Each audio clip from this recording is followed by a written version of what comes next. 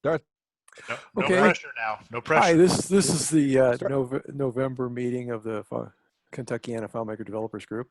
I'm Jonathan Fletcher, and I, along with my co-coordinator, Alan, my AT&T bill is bigger than yours, Bird.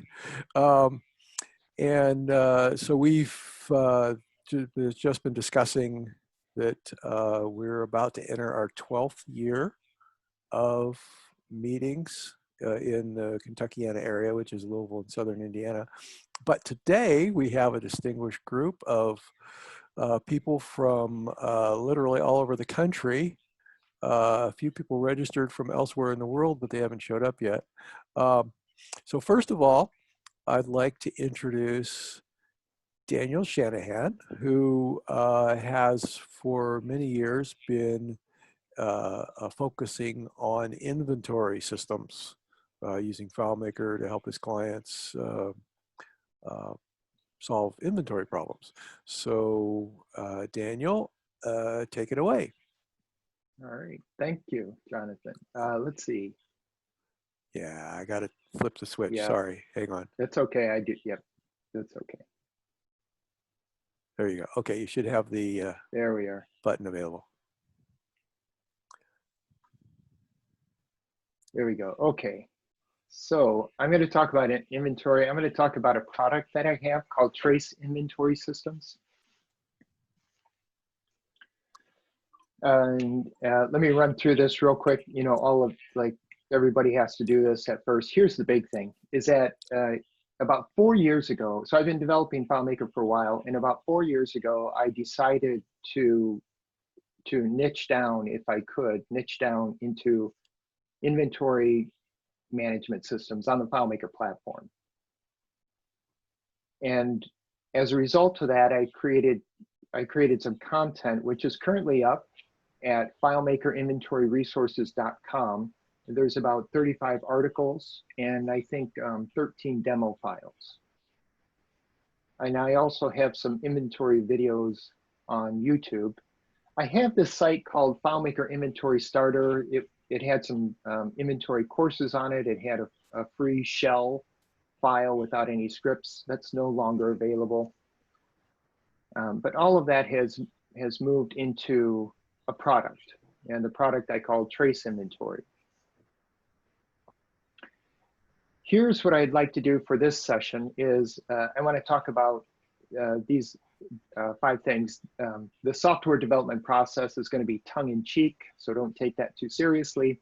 I'm going to talk about the inventory flow. Trace Inventory, I think, offers an opportunity for full-time FileMaker developers, and I'll talk about that. I'll do the demo, and then we can do a Q&A. When I do the demo, well, actually, before I get to the demo, it can take me about an hour and a half or an hour and 45 minutes to go through all the features that I've built into Trace. And what I'd rather do is, if you have something in particular that you'd like to see, either interrupt me, I'm not offended if you interrupt me, or if you want to put that into the chat. But let me know, and then so that way, whatever I'm showing would have interest to the group. Okay, so let's start. This is my tongue-in-cheek section. Here's the inventory process. There's a million of these out on the web. They're nice. They're great to give to our clients. They're very colorful. They're very clean. They show a flow. It's beautiful. This is often the reality.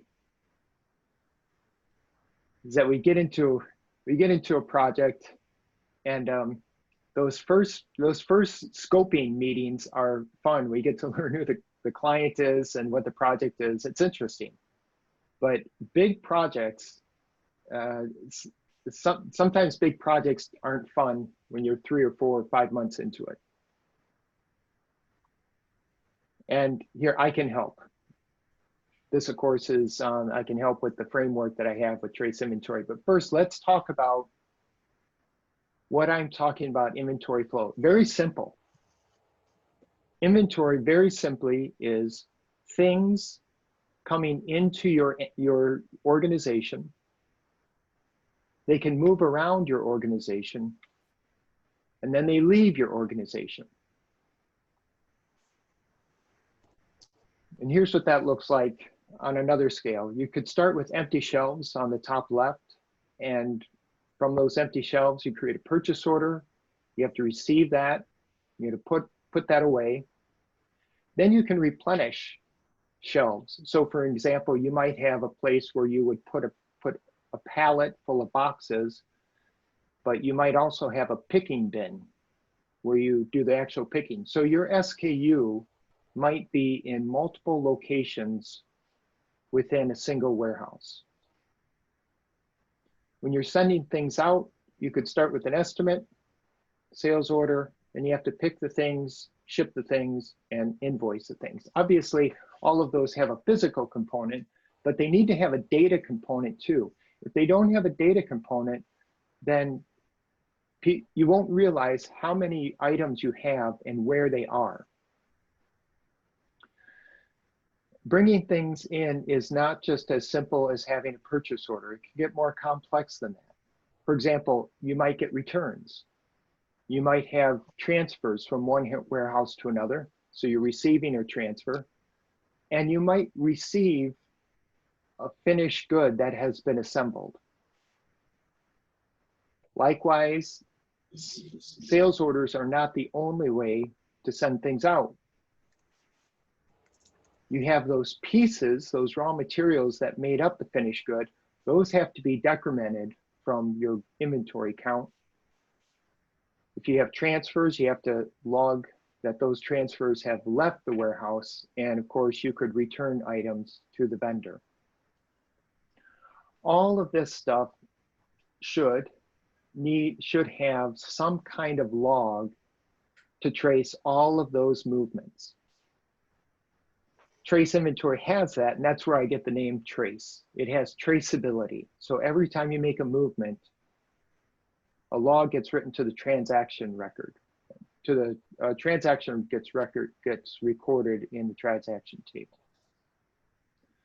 Now, all of this has to be built. So if somebody comes to you and says, "Can you build an inventory system?"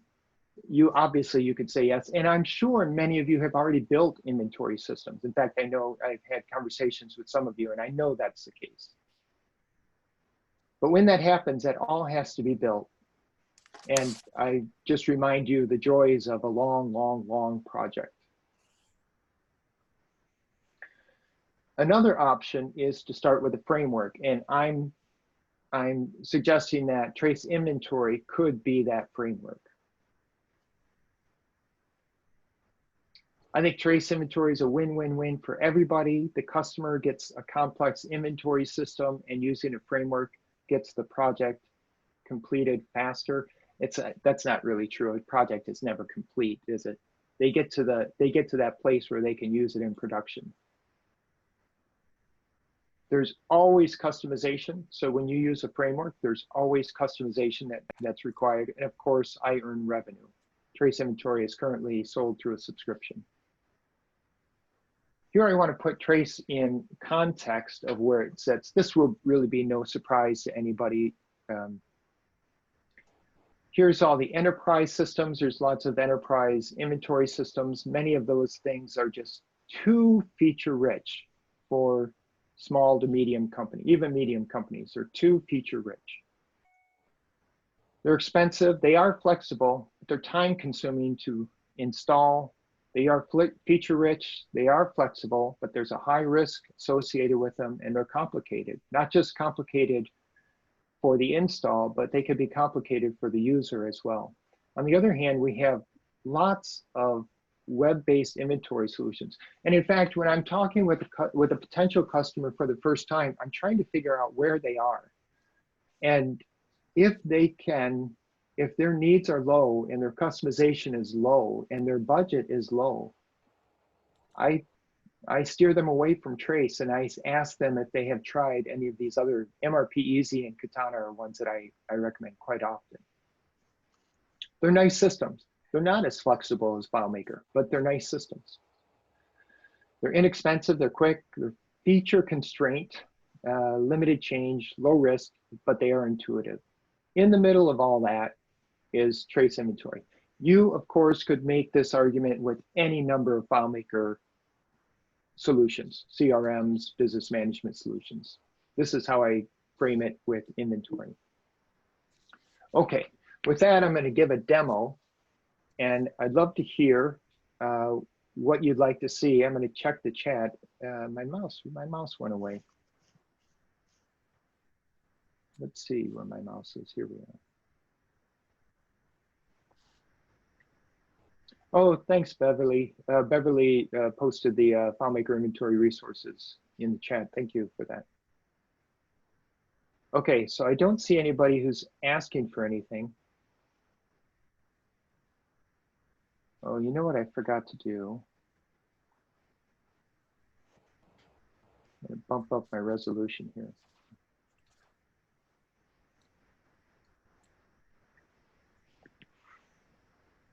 Here's the inventory page.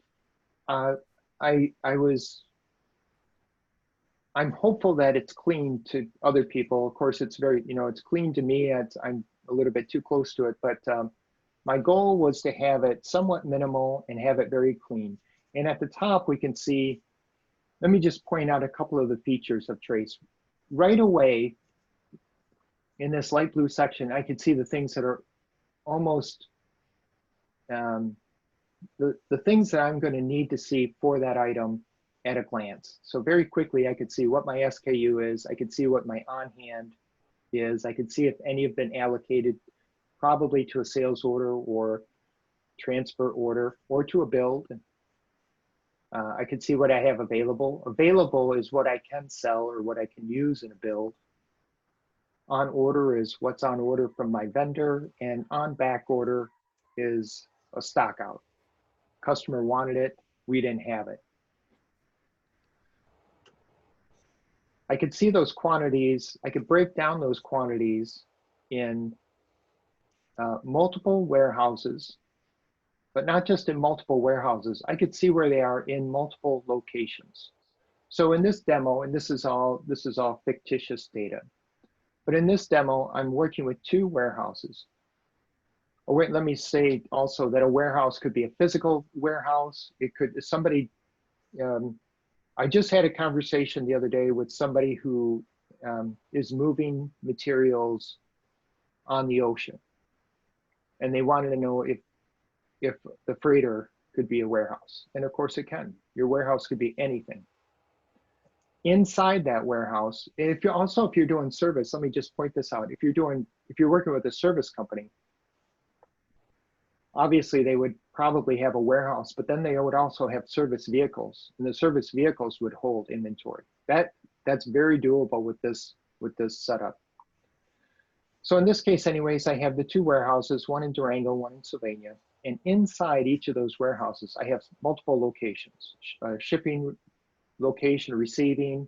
Here, picking and put away are the same. In warehouse, the picking and put away are different. In each of those, I have an undefined place. But I can see now in detail, where is my inventory? So for this SKU, it's all visible. I know I have 107 in Sylvania. I know I have 39 in Durango. I know for my 107 that I have this put away. These are probably in pallets on a shelf. I have a picking bin. There should be 23 there. I know when those 23 are depleted, I can go through a replenishment process that moves things. I also have the ability to have multiple vendors for an item. And along with the multiple vendors, I can store the vendor's code, which might be different than my code. And so when I create a purchase order, the vendor wants to see their SKU when they receive a purchase order. And Trace comes very, very simple documents. Purchase orders, very simple, but that's how they're set up, is that the vendor's SKU is more prominent than ours. I could do, in this particular case, in this particular instance, a vendor might have a minimum quantity. And in this example, again, this is all fictitious data, A vendor says you have to buy at least one case, and a vendor might define that case differently. I don't know, now usually this is pretty standard across all vendors, but I point this out to show the flexibility of the system. So in the first case, Bubblebox requires a one case minimum, and they define a case as 30 units. Dablist has a one case minimum, but they define it with 25 units. And then the cost, the manufacturer suggested retail price, lead time, and all of that can be edited. And you can add more, cancel, all of those things. And then that comes down here too. So my preferred vendor can change. And along with that, the numbers down here change. I have a couple of other things. I can keep documents against an item. Documents show up at multiple places on any of the orders. I could have a document. I have this place for substitutions. So if I have a stock out, but I don't want to lose the sale, I say, well, I don't have this item, but I do have this other item that might serve you well. So I have this ability to have substitutions. Some substitutions are reciprocated. So if I'm looking at this other SKU, I will see that, I could just go there, I will see that AMOX is a substitution. But that's not always the case. And so in this instance, I can substitute this allotoin. I don't know if we have any medical people here, but I don't know how to pronounce these things. But in any case, that's not reciprocated. Upsells, if you like this, you might also like that. There's a place for that here. Look at vendors, quantities. There's a history. We'll look at obviously the history of what happened in that item. And we'll look at, this is all from the transaction table, which we'll see in a minute. I can manage the locations. We saw those bin locations. This is where those are all managed. There is some very simple KPIs. Again, this would be, I just presume that a company would want to have their own KPIs. This could even be a dashboard for an item, but that would require customization.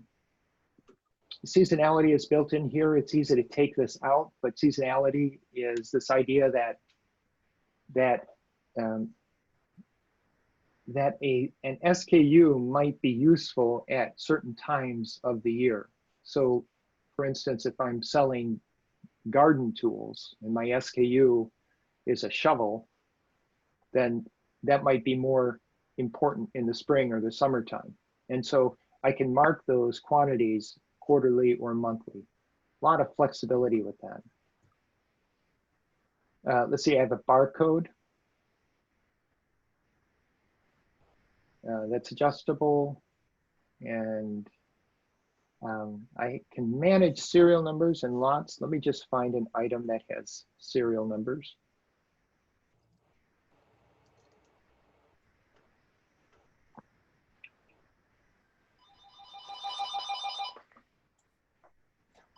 Hello. My system running a little bit slow. So I've received some serial numbers in, so I can manage this particular SKU through individual serial numbers. Same thing with lots. And then I can also do assemblies. And let's see if I find a finished good.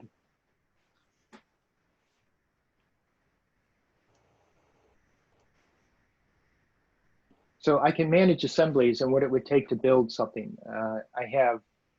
Obviously I could build a bill of materials for that item, but I can also show, now the bill of materials just shows one level. I have another product. I have this other product called bill of materials tree. There's a free version. If you go to FileMaker which Beverly listed, there's a free version of my bill of materials tree. And then I also have a pro version, which has more of the bells and whistles. I put the pro version inside trace inventory. And so this will take a couple of seconds to load up. But usually in just a straight bill of material, you just get the one level. And you have to build it that way for each SKU. But there are times when you want to see the whole tree. So what are all the dependencies of any particular item? And so that's here too. I don't want to go too deep into this, but there's a bill of materials tree, and it can go as deep. I don't think I have more levels than this. That should automatically update. I think I only have the 2 levels, but it can go as many levels as you need. And let me move that around.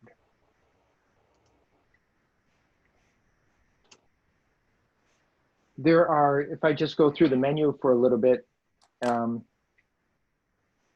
I will start with the purchase order. Again, we're talking about simple movements from bringing things in, moving things around, and sending things out. So we could bring things in through a purchase order.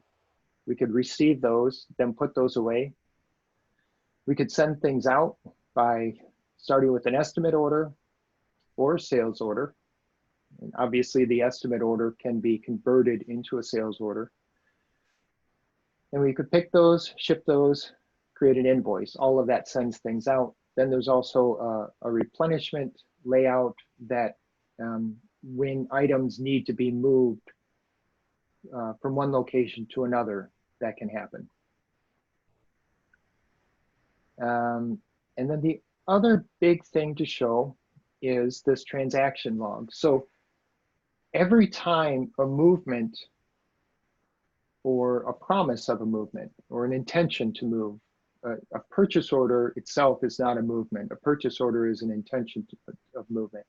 All of those things are recorded here in the transaction list. So I get this timestamp log of every activity that's happened, and then I can zero in on just that particular activity. So this is an item, obviously a dummy item, and I have this opening balance for each of their locations. And now I have a history of, oh, this was ordered, this was received, how many were received? 5 of the 8 were received. So that purchase order is not closed yet. Then it was put away, then 4 more were ordered, then received, then put away. So I have this step-by-step on what happened for all of these quantity movements. When it gets to serial numbers, over here on the right, I can record the receipt of all those serial numbers and how each of those serial numbers were removed. So I ordered some, I obviously didn't know what the serial numbers when I ordered them. I received them and I put them away.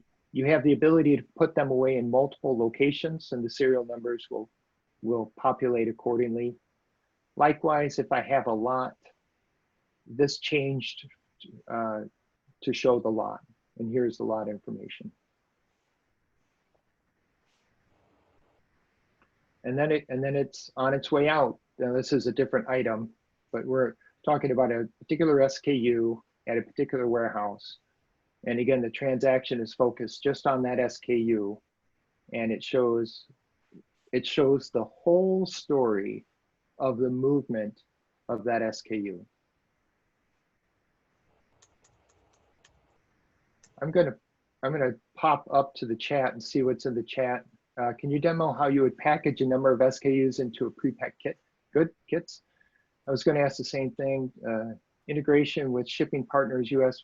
Yes, let me do the shipping question first. Thanks for those questions, those are helpful. In the shipping, as you would expect in FileMaker, the shipping contains a lot of information, and it does not connect to any of you need a third party. So when you talk about shipping, you absolutely would have to connect with NRGsoft, or I know DB Services did a video on connecting with the Shippo API. I've not done that. I've connected with the NRGsoft, but I haven't used the Shippo API. but you would need to connect with one of those things. Same thing with the invoice. So there's an invoice layout with line items. Everything moves along as you would expect it to, but it ends here. It's not an accounting system. There's no way to make payments into the system. The presumption is that you would connect this with whatever accounting system you're using. I haven't connected it with QuickBooks. I know that some frameworks connect with QuickBooks out of the box. I've had enough conversations with people who are either using Windows QuickBooks or online QuickBooks, and Sage Enact is a close third. So I haven't offered that just yet. It'd be nice to be able to, but I'd have to pick one. I'd have to say we connect automatically out of the box with QBO, and then it could be that they use the Windows version, or they don't even use QuickBooks at all. So I've held off on that. Okay, so I hope that helps there. Let me go back to the kits. Kits are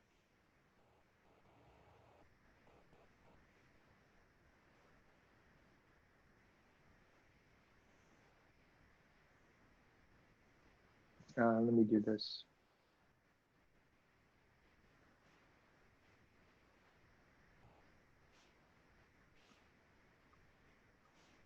In this particular demo, these assemblies are from a manufacturing perspective. So these are finished good. This is the same thing as a kit. The only difference with a kit is you're not working with raw materials or work in progresses. With a kit, you're working with everything's a finished good, but the process is the same. So when you create an order, you could create an order for this. It would be the same. My window's not doing what I want it to do. So I could create a kit. I have to declare a warehouse.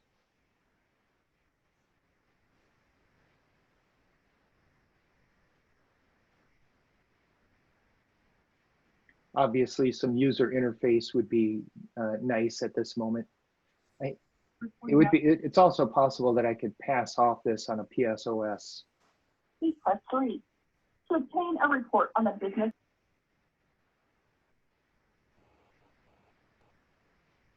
I heard pieces of something, but I didn't quite catch all of that.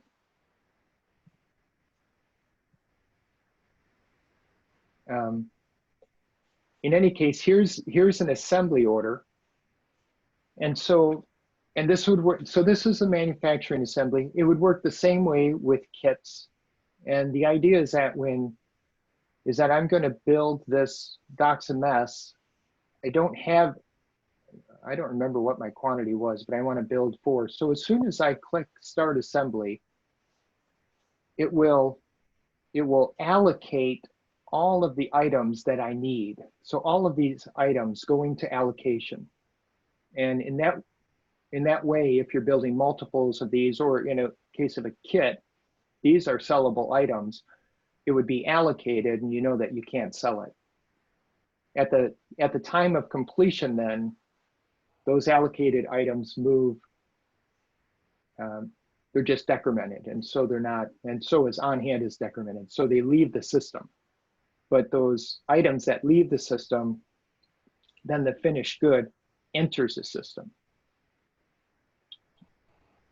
And that's how you consume materials. Let me run through, I won't go through the whole process, but I'll go through this process to see that when we go back over to transactions, I have this request now. I was on that item page and I hit create order. So that was the request for the order. Then I started it, and now all of these bill of materials, they have now been allocated. Oh, my numbers didn't show up here, but yeah, so here's a bug.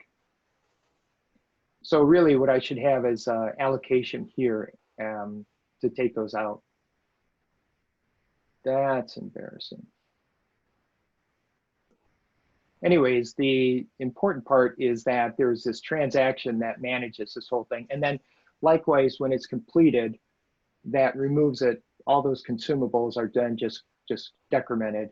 And then the docs a mess would have 4 more units in, received. Let me go back to the chat and see what I've, so hopefully that answers kits. Shipping we talked about. Robert says, I clearly see how this would be used in manufacturing environment. Would you say that could also be used in a retail environment? It's a great question, Robert. It could be used in a retail environment. You'd have to build a point of sale screen. I don't think that would be hard. The point of sale piece is really would take the place of the sales order, and you don't need, in a way, it would be easy. It would be easier because you don't need the picking process, you don't need the shipping process, you don't need the invoice process. All of that is combined into one in a POS layout. I haven't done those. I don't think it would be hard. I would consider that part of customization. How is the data handled? By scanning barcodes or data entry? That's up to each company on how they're currently doing things. I offer the barcode, but the barcode is simply there. It's currently in a web viewer. How they use it would require customization. So I work with a lot of companies that, believe it or not, they just don't use barcodes yet. Assembly could be retail items packaged in boxes or bags. So Eileen's mentioned that assembly could be retail items packed in a box or bag.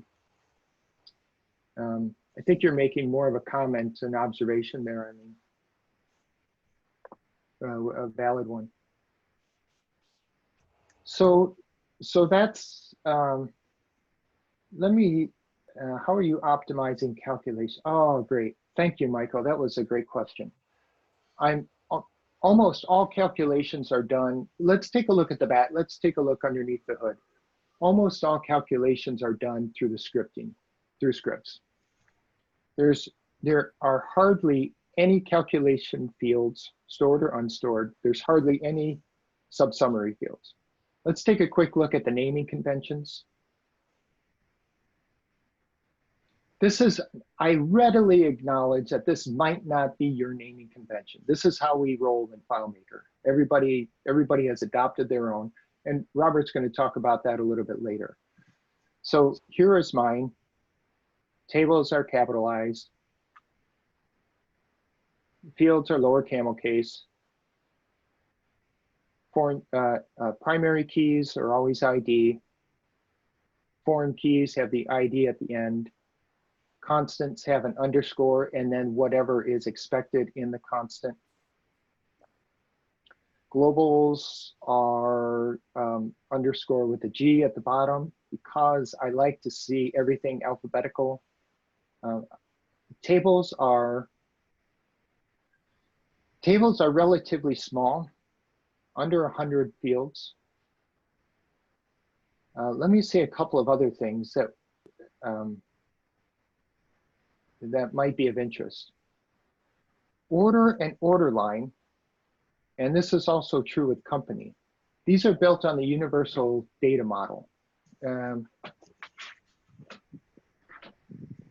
don't know if you can see my screen, if my screen is still up, but many of you probably already have this book. You probably already know, many of you probably already know this book.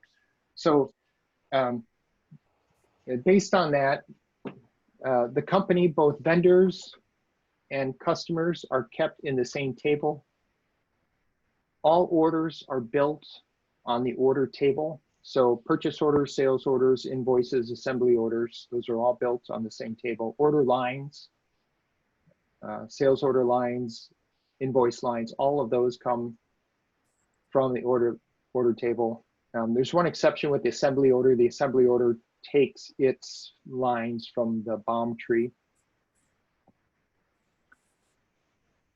Let's see. Okay, and then if I just go through type, here's a couple of calculations here.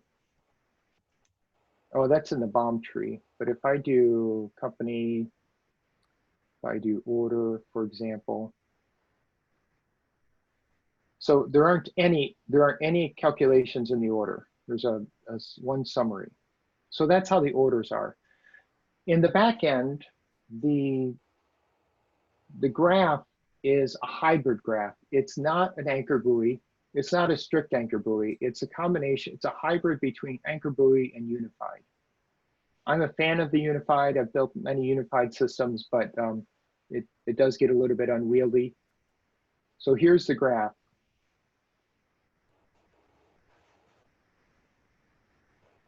And let's just come back into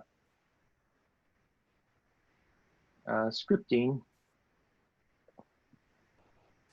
Scripting, lots of spaces, lots of comments, and I put my notes at the bottom.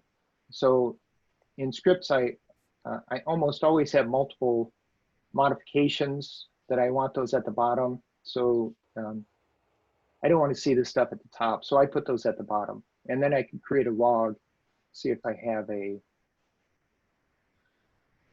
example of this at the bottom. Here's a small example of this. So I have a couple of items that happen to almost a year apart, but I create a log then at the bottom of the script. So, okay, so that gives you a little bit of idea about the back end. How are you optimizing calculations is receiving a child table? Michael, you sort of answered the first question, and then that was the second question. So receiving can take multiple. You may have multiple shipments to fulfill an order. Yes. So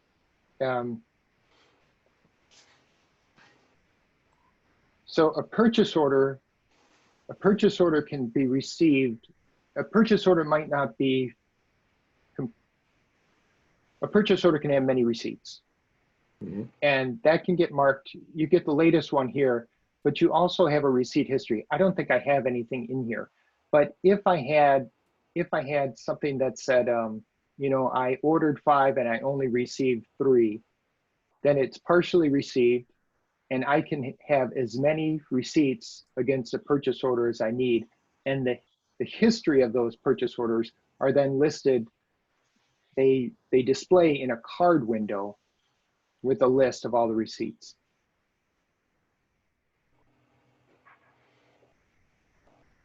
So may I ask you another question? Sure.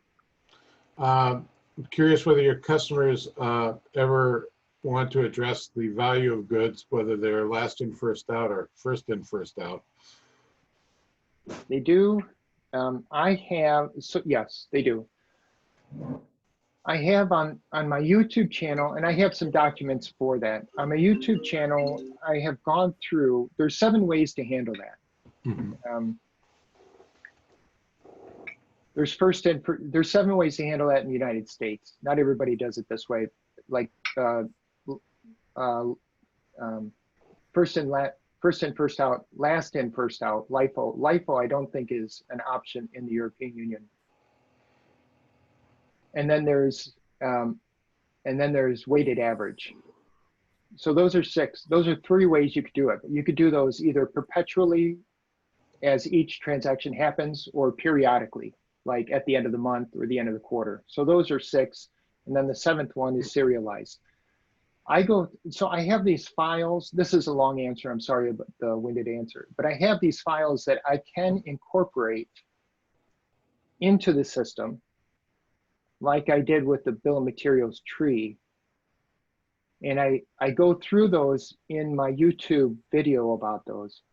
I haven't done it yet, Michael, because everybody's going to do it slightly differently. And I don't want to put something in there when they use weighted average and I put a FIFO, first in, first out. I don't want to put a perpetual when they use it periodically. So I'm hopeful that I can make those into an add-on. And I think that would be a perfect example of an add-on where a customer could put that into their own system based on their own need. Is that helpful? Yes. Can I ask another question on optimizing calculations? Yes. You were kind of showing me how you lay out your scripts and your calculations, but I'm actually your scripts and your fields. But I'm more curious about, in terms of optimizing, one of the, if you use a really traditional FileMaker method where you're using calculated fields to add up inventory, the whole system would bog down. So systems that I've created basically update things through script triggers so that those fields can remain indexed. I don't know how you've tackled this. Kind of curious. Okay, thanks for clarifying that, Michael. Yeah. Yes. Everything here, so I'm tracking inventory numbers in two different places. One is in the transaction log, and that gives the history. And the other is in a quantity field, and that gets updated. Mm-hmm. And both of those are index numbers. None of those are sub-summary for the exact reason you said. Mm-hmm. And so if I want to come in here and find how many items do I have that's over, over 100, and I would obviously have more criteria, how many finished goods do I have, or how many of a certain category or class, but it's fast. Mm-hmm. And it's fast because it's all index numbers. That's very similar to approach that I took, is that, for non-serialized items, just have this quantity field just get updated, subtracted, or added as necessary, rather than having thousands of, let's say a candy bar repeat itself on an order on a list. You may have that in your transactions, but Yes. you're not calculating from that. Yes. Yep. Yeah, there's a number of ways to solve that problem. It sounds like you and I have chosen one option, but there's a couple of other ways to do that.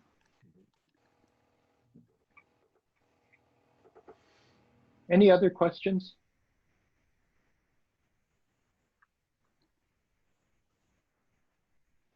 I'll explain what I just typed in the text. I agree with the approach of just updating the quantity as you go, but if there was ever an error, you'd be screwed, right? You'd have to make sure that you got things back in sync, and how would you go about doing that? Thanks, Martin. I just saw your chat, so I'm sorry I missed that. That's true.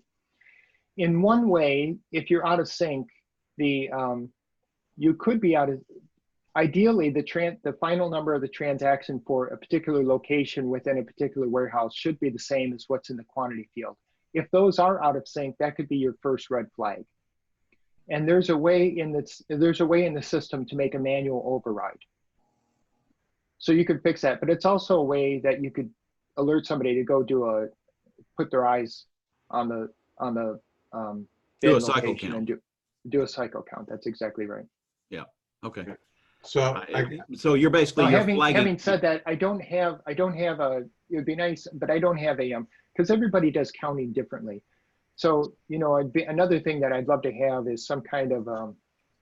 Here's the thing: is that some people are just fine with a PDF, with a piece of paper and a pen, and but another way to do that would be obviously an iPad or an iPhone with FileMaker Go, and have some kind of cycle counting to say, here's what you need to count this month. There's enough variety that it's customization work. And that's where I think it could be beneficial to start with a framework, because there's still a lot of customization that can be done. And I think it's worthwhile for both the customer and the FileMaker developer. Yeah, that makes sense. Yeah, one of the biggest challenges I've felt that I've had working with customers when it comes to inventory systems, and I warn them about this, is that getting that initial inventory into their system, because typically you're not starting a business from new, you've got tons of existing inventory lying around, and they've got to take that time to do that effort. And it seems like that's always a challenge to get them to get to that first step. Right. Right. It's easy. Yeah, the programming stuff is easy. It's getting people to act is not so easy.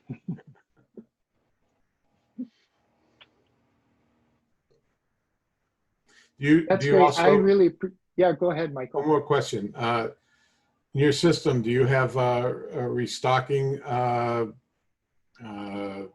checks? Like, I guess I'm using the wrong term here, reorder limits or thresholds. So Yeah, that I way do have that. Yeah. Yep. And let me go back to that. That's the minimum, the maximum quantity and the minimum quantity. And those can be triggered out of the box or triggered by the seasonality. But I've had people who don't use the seasonality, and it's really easy. It's really like 15 minutes worth of work to just move this to a native field. Mm-hmm. Not even 15 minutes really. But I do have this minimum and maximum quantity, and those can be triggered.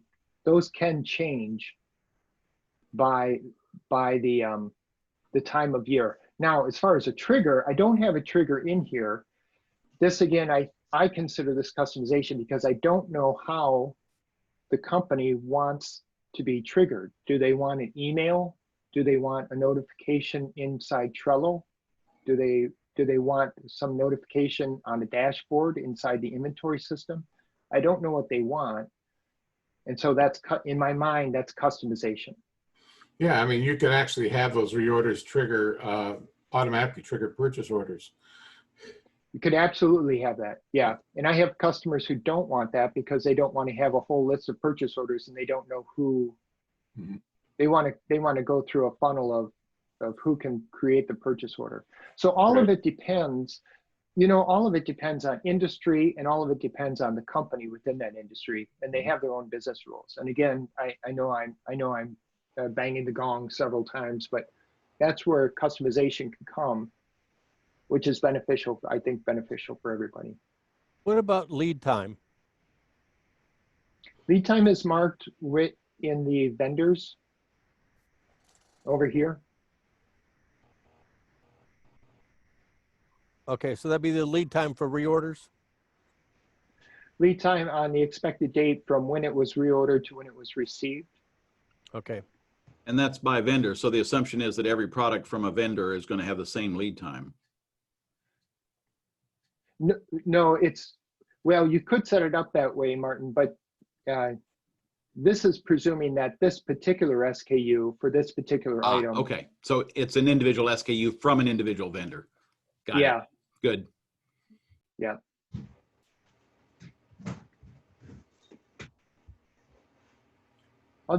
These have been fantastic questions, by the way. Daniel, you Clearly there's a lot of experience in inventory management on at the meetings, which is enjoyable. well, and that's not unusual because every business out there does some kind of inventory. Yeah. Yeah, I have found some developers who have shied away from it. Well, because it's hard. Which is why, thank you, Jonathan, which is why a framework. I'll expect my check in the mail. I know. later in the I week. will. I can slip you the 5. Yeah, exactly. No, I have bought into your educational system, and I'm just blown away by how many things I hadn't thought of. So anyway, and I've got I have a question. I actually have a client. I'm sorry. Go ahead, John. I'm sorry, you could tell your story. It's all right. Okay, I'll I have a wait. client who is a candy shop, and so of course they buy sugar and syrup and various products, and so they do a lot of their own manufacturing. They buy pre-made stuff that they kit. I mean, every possible inventory combination that you can think of, an inventory process that you can think of, they do. And they just do not have the mental ability to wrap their brain around all the different ways that they need to do inventory. And so, they just like, we don't know. And so they just sort of do the seat of the pants stuff, and they just have no idea of how much they have in stock. So what they've done, and they do a really good job of it, is they charge exorbitant prices and they still make money. And that's they just cover all the mistakes and everything in the fact that, a little marshmallow wrapped in caramel costs $3.50. Right. So it's just, to state the obvious, inventory is a capital expense. So if an organization is investing in inventory, that's capital that they could invest in other places too. They could expand their warehouse. They could hire more employees. They could do employee training. They could buy more machines. But what they've chosen to do is they've chosen to purchase this inventory. Maybe it's their money. Maybe it's an investor's money. Maybe it's their client's money. Maybe they don't order it until it's been paid 100% or partially paid. It doesn't matter. It's still a capital investment. And so when I talk to people, I'd say, well, what's your capital investment? If they'll tell me. And if your capital investment is $1 million in inventory, then you should have no problem paying, $60,000 to manage that at a one-time fee, something like that. It's important to think about. It's capital. Okay. So that's what your system costs, is $60,000? No, it doesn't. No, I put that high number on there, and then when I tell them what it costs, it's like, wow, that's great. Yeah, you're anchoring. It's called anchoring. You need to know that about Jonathan. He tries to trip you up that way. It is right. value-based pricing, right? Yeah. I'm anchoring high. Yeah. John, you have a question. I have a question, and I'm not paying. I'm going to watch the video later, but I am somewhere between watching some big announcements on television, getting ready for a meeting, and fixing bugs on a deadline project, and trying to listen to you. Turn off the TV. It'll lower your stress, John. Yeah, well, I did, but that was an important one. So you may have addressed this, you may have not. This is an inventory system. Years ago, I began something that has not completed for not a healthcare company, but a healthcare product company that sells tinctures of formulas. Let's say a cold formula that would have alcohol and water and echinacea and red pepper and all kinds of stuff that people would typically buy in a health food store, little eyedropper bottles.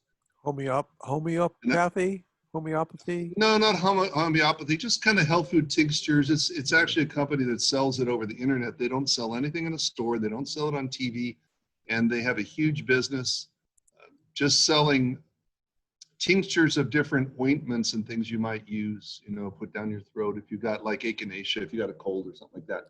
But the formulas are extremely proprietary, and they typically, a bottle of fluid will typically consist of a certain percentage of water and alcohol and vinegar and anywhere between 1 and 20 different herbs that have been maturated or basically brewed over different periods of time. And they'll make a pot of some tincture, they'll make a pot of several other tinctures, they'll do inventory on all of that, then they'll blend them together in various quantities. So you have inventory rolling into inventory 5 levels deep. The problem comes is that what I refer to as atomic inventory. We're taking inventory on raw product going into final goods, as well as inventory on the amount of fluid kept on shelves and goes in different size jars and a retail. So multiple levels.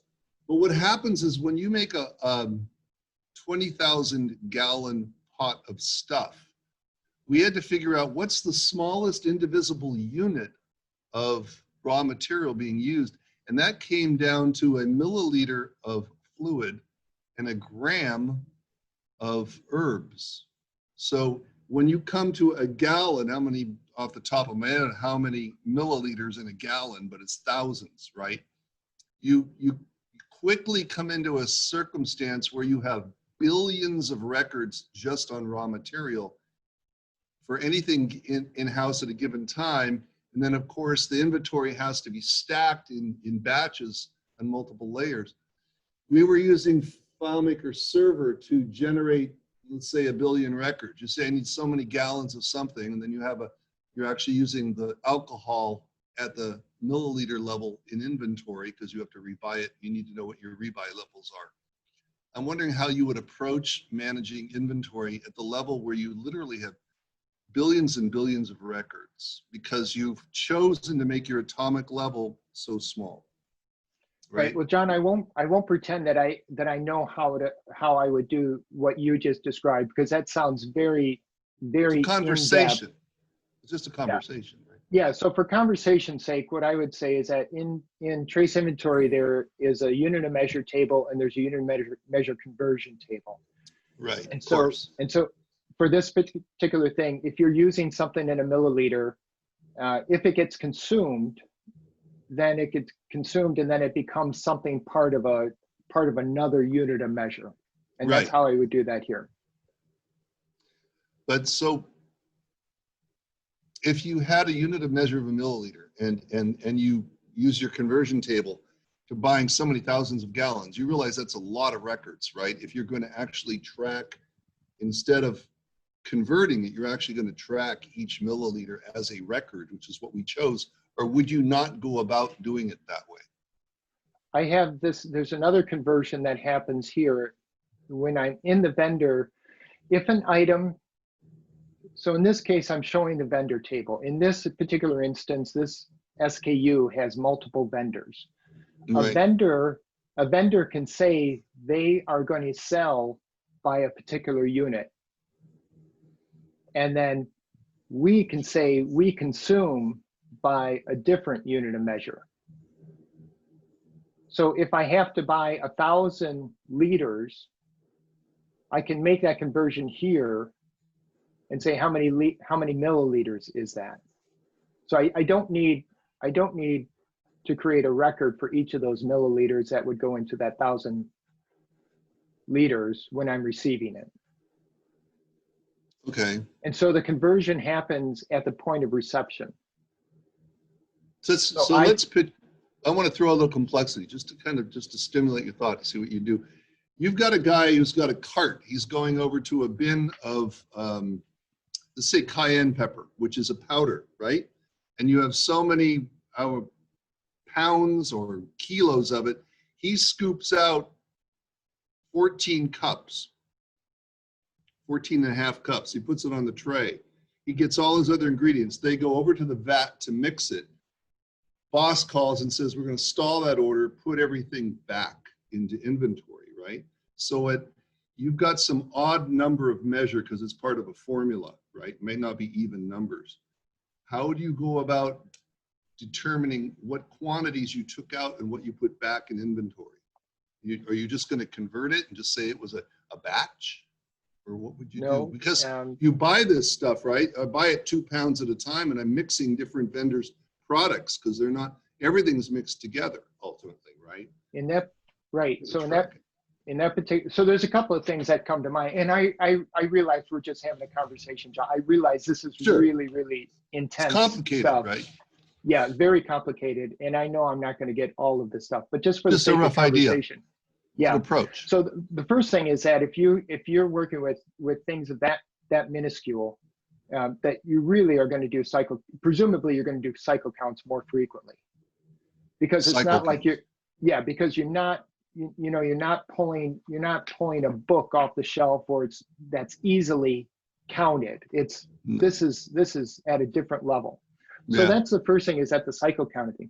The other thing is that I'm showing on this assembly level. I have this assembly level and I know what my available is, and I know what I need for the bill of materials. And there, in this particular case, this first one, there are 2 different units of measure.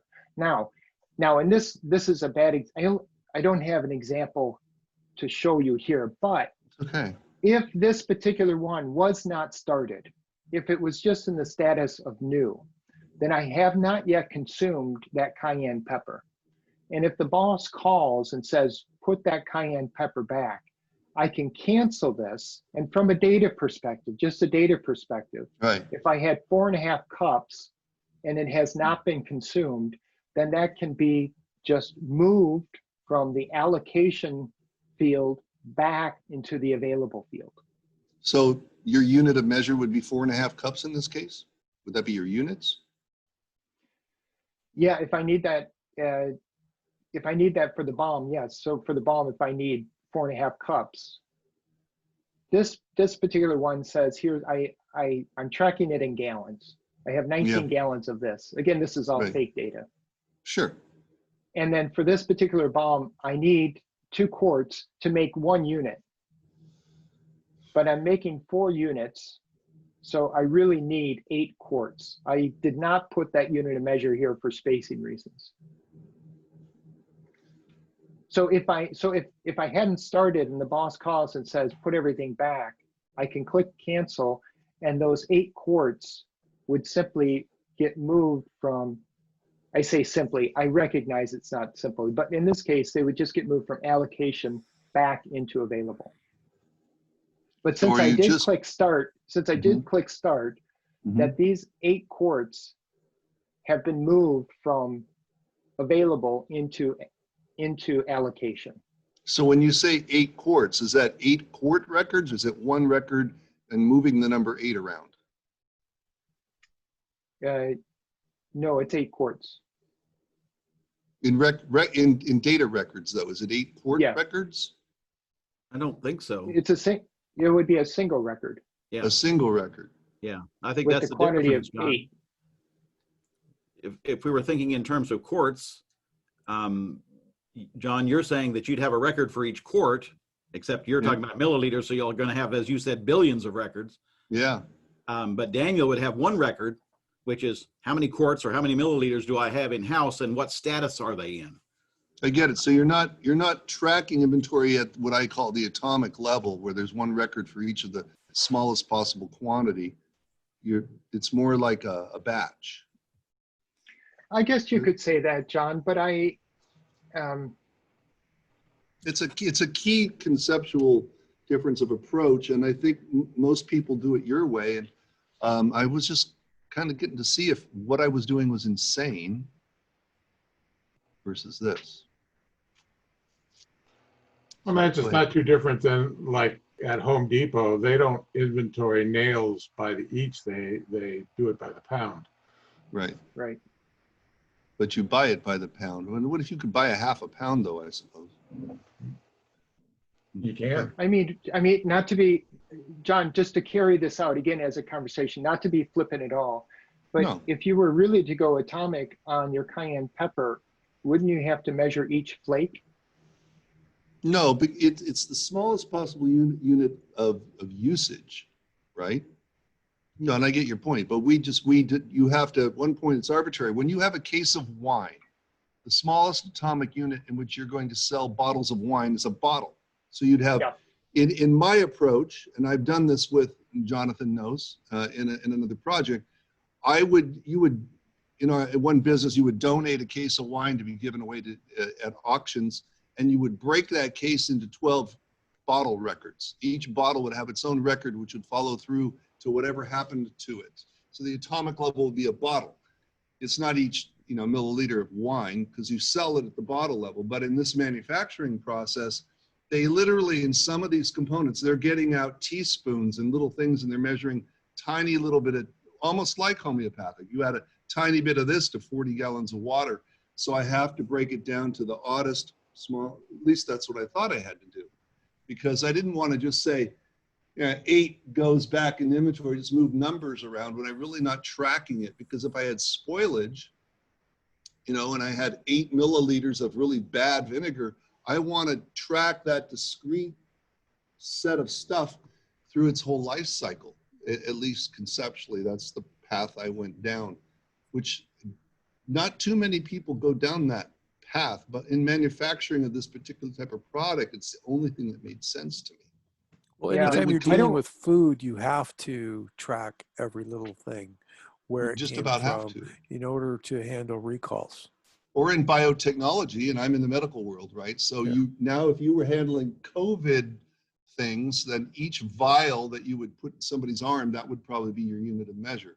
It could be smaller than that. It could be each milliliter that goes into the injections. So maybe it's a business specific approach. Would you say that, Daniel? I think it's an interesting conversation. I would say even in your bin, when you're grabbing something out of that bin, if that bin has cayenne pepper, that cayenne pepper in the bin should have a lot number. If you put multiple lots into a single bin, you have problems beyond trace. Now you have no traceability. We you really have to wouldn't, keep we your really lots- wouldn't do that. I agree with you. Yeah, We wouldn't have to really do keep- that. You have to keep your lots separate. And so if you have a bin of cayenne pepper, and I'm not, you'll forgive me, I don't know the units of measure offhand. So let's say you have Doesn't matter. Pick a one. pound, and you're grabbing a milligram. Yeah. You could still measure that because you're tracing it by the lot. Okay. And so when you send that milligram over to the assembly, you don't just send that number and the unit of measure. You also send the lot information. And so if there was a problem, then you have your traceability. But you would break it down to a larger quantity and then trace it with lots instead of so minuscule. And that's fair. I don't know that there's a rule out there that says there's a best way to go about it. I think it's developer and business model specific decision. But I wanted to run that by you because it's so left turn from the traditional approach, which you're using, right? Well, you got to factor in the cost of diminishing returns here. Right. As part of that, I guess I'll throw in one last little thing here. Eggs. Now, when it comes to shipping of eggs, freight companies allow for a certain degree of breakage that's acceptable. I don't know if your system accommodates those sort of issues. It does not accommodate those. Those would have to be customized. Customized, yeah. The same thing with same thing, Michael, could be said when you're doing an assembly. You could have a certain expectation of wastage. Right. So that's a known thing, but it's hard to put something that specific into a framework because not everybody is working with waste or breakage. I'll comment from the little bit I saw. I'm really quite impressed with how thorough you've gone with this technology. It looks really slick, and it actually is a nice interface too. Thank you very much. John, I was thinking that a minute ago you were talking about those billions of records, and it made me think about a project that I did where we were trying to simulate where things went. And my approach was sort of your approach, John. I need a record for every single entity so I can simulate where every single entity goes. And it became unwieldy after a while because there was just too many entities to track. And so you had to sort of come up with approximations. I ended up talking to a mathematician and my head exploded. But Right. That would explain a lot, Martin. Yeah, I know. Thank you, Jonathan. Actually, Daniel, I might let offline if I get your email posted in here or something. I might send you the name of this company because the project stalled over a lot of time. And should they ever bring it back up, I think your approach is a lot more well formed than mine ever was. Well, thank you. I will say that I have a few of these in production, but I have a company, Informing Designs, Lizette Wilson. Somebody might know Lizette. They have purchased trace inventory and they used it for one of their projects. Will Mercer was the lead developer on that, and he changed the interface. And I think it looks great. It looks fantastic. It really fits to what they need. I have another developer team in Pennsylvania that is looking at it. And so that I just want to bring this around to say there's that hopefully this comes off as a framework that's easy to understand, even if it might be different than your conventions, but it's easy enough to understand and can give you a boost into an inventory project. Daniel, if you want a little interesting curveball, here's a project that I worked on a couple of years ago. This is a company that makes parts for aircraft, and they are made out of, I'm not even sure what the polycarbonate laminates. And the thing is, this laminate has to be kept refrigerated. And so it comes on rolls. And so you basically take it out of the refrigerator, you cut it into the shape you need, and then it's going to get molded. And then you put the rest of the roll back in the refrigerator. But the fact that the roll was out of the refrigerator for X amount of time, they call it out time. How much out times has this roll accumulated? Because if the out time exceeds a certain amount, then you have to throw that roll away. So even though you Yes. pull the roll out, cut some out, that's good, put it back in, pull it out again, cut some more out, keeping track of that out time. I mean, I've never seen that before. That was a new one to me. I've Right. done a lot of interesting. Yeah, I've never inventory come stuff. across that. Yeah, I've that never was come across that it one either. again. My head exploded. But this idea of not only do we have to keep track of which lot it is, but we have to keep track of the individual rolls out time, and how are we going Right. to make sure that people actually are logging the fact that they took it out of the refrigerator and put it back in. That was interesting. Okay, I That would would be imagine interesting. that food has to be done that way too. that's a good point. Yeah. Like Oh, yeah. turkey before Thanksgiving. You really don't want to sit it out on the shelf for Yeah, 2 days. And then you don't want try the out time of your turkey to exceed a certain number of minutes. Yeah. I'm making Ish. Cornish game heads, little frozen Cornish game heads, and I'm afraid to defrost them until the last minute, right? In the Yeah, fridge. It's in the fridge. They should Yeah. cut it in the fridge. Yeah. That's a It makes, Well, and Martin, mo- that most- makes me think. I don't know if you could do this, but it makes me think of beacons. And wouldn't it be interesting if you could put a beacon on the doorway? Exactly. so the I was beacon- trying to think of something like that. We didn't get there. I was trying to Yeah. talk them into at least barcode, so we can just go bleep. I took it out. Yeah. Bleep. I put it back in. But, Yeah. So I mean, there are some cheese factories where their whole floor is a fridge. yeah, there you go. That was Yeah. not the case here. Well, as most butcher shops are, hmm Also, you know. Now, if you want to Yeah. go at the other end of the spectrum, talking about inventory, I was down in Casey County. Those of you who are Kentucky will know that Casey County has got a lot of Amish folks in it. And I ended up in the backyard of an Amish house talking to a guy who makes buggies. And we got to talking of all things inventory. And he said, "You want to see my shop?" So I went in and, he said, no computers in evidence anywhere, of course. And his inventory control was essentially, he had little cardboard boxes, and these were where the brake shoes were, and these are where the the different pieces. And he said, "See this box here? I need to order more of those because I'm out." And I said, "That works for me." So That's right. That's right.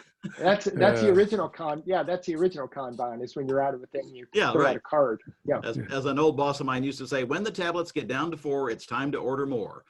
I think that's a Yeah. commercial for Jesus. some antacid or something like that. I don't know. It's like envelope accounting. Yeah, that's right. Yes, that's right. Yeah. That's right. And a lot of this If is it based works. on that kind of stuff. Hey, Daniel, thank you so much. Yeah. That was Thank you. awesome. We're going to Take a break. well, you can. We're gonna pressure Robert to give us his wisdom now, and No. Robert Dr. No is from Montreal, as you can probably tell by his accent when he talks. But one of the things I was noticing on his website that he has every certification that FileMaker has ever had, from 7 through 18. Now, I've missed a few, and I know how hard it is to get them all, and he's got them all. So Older than he looks. so well, yeah, he looks like 25, so I don't know how he did it. I was going to say 14, but you're generous. you gentlemen Go- are too kind. Go ahead, Robert. Oh yeah, All we get right. that all the time. We're too kind. Yeah. I'll be sharing my screen. And here we go. I believe you see my screen, right? Yep. All Good. right. Good to go, Robert.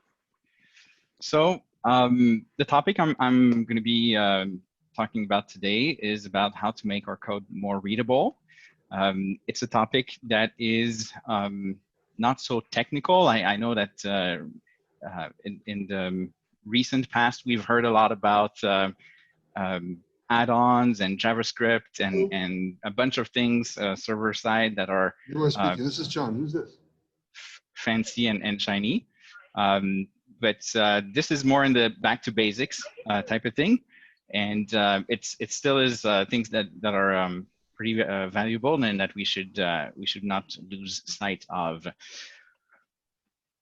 So I'm Robert, and I'm a father who sings choir and likes to code with Claris FileMaker. And I'm going to say that I am lazy and I think in a good way. And I'll try to convince you to also be lazy. As Jonathan pointed out, I've been doing FileMaker since FileMaker Consulting since 2005. And I'm glad that I've worked in places where the certification was required. And now I guess whenever they come up with the one for 19, I'll have to keep doing that. So and I started Accolade Plus Accolade in 2019.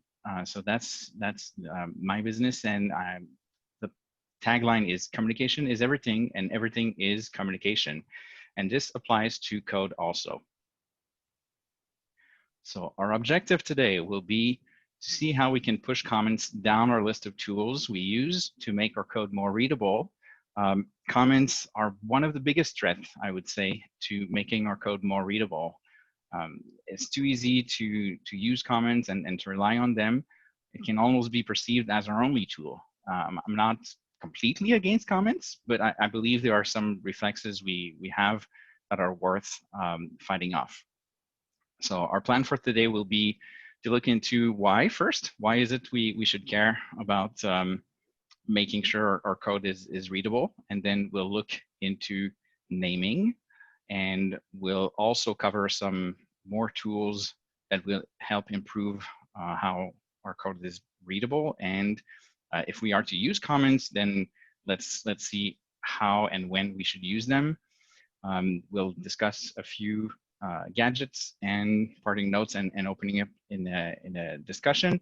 And at any point during the presentation, if you feel like you want to share something, you want to ask a question or anything, feel free to just interrupt and ask away.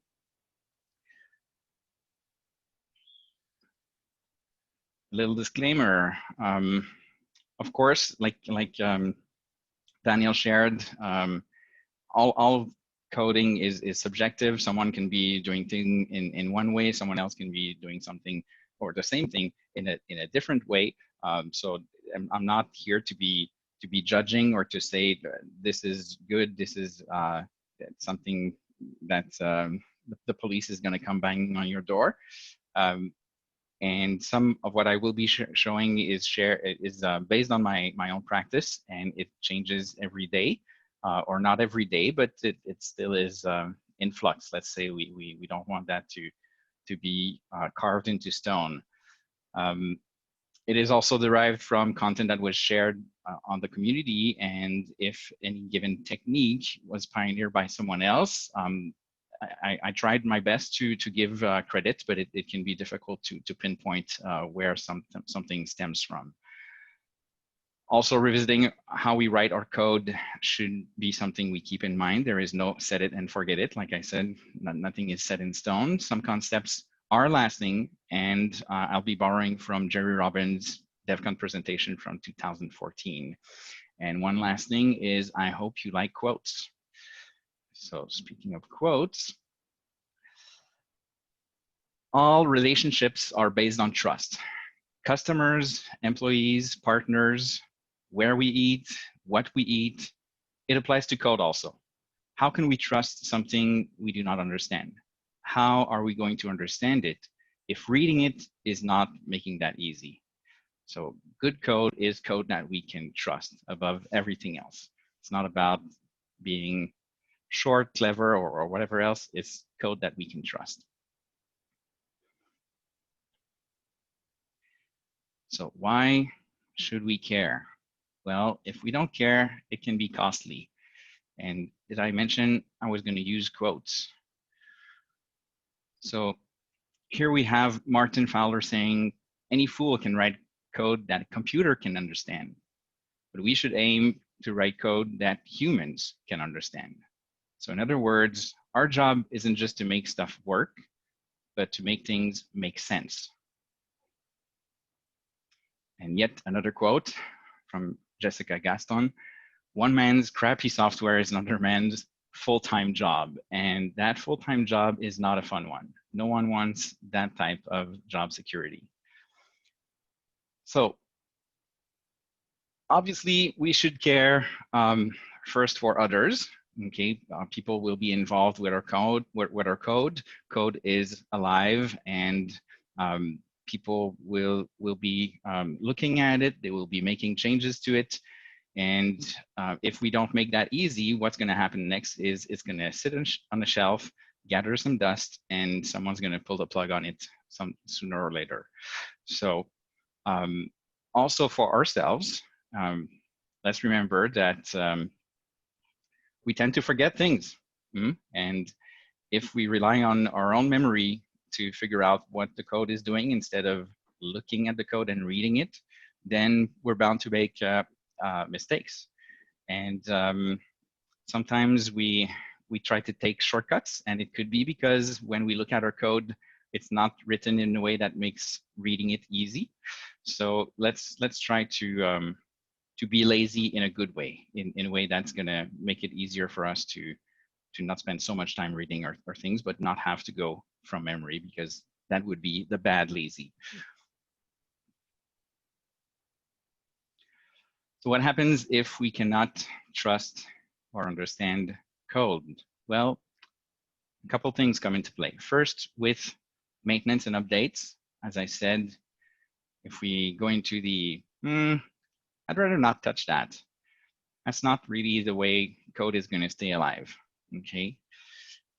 And if we ask, is it working? I don't know, maybe. That's not very reassuring to hear.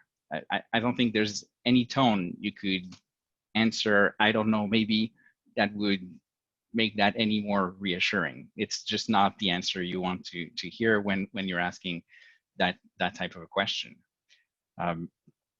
And last thing is, let's start over, or the IKEA effect. So we can have code that works just fine, or more than just fine, can work perfectly, okay?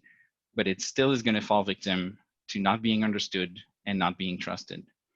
And what happens then is we take it to the bin and we start over, because we know that starting over, we're going to understand everything that we need to understand.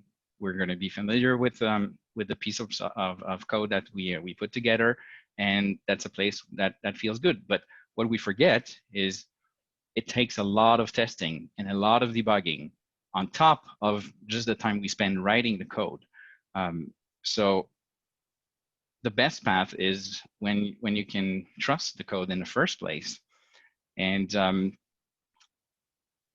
if we think that the IKEA effect is just a funny name, it's actually it is a thing. If you look it up on Wikipedia, you're going to find a page that describes the IKEA effect, and it says that it's what comes into play when we're placing too much value on something that we were involved in creating, or that we were involved in putting together.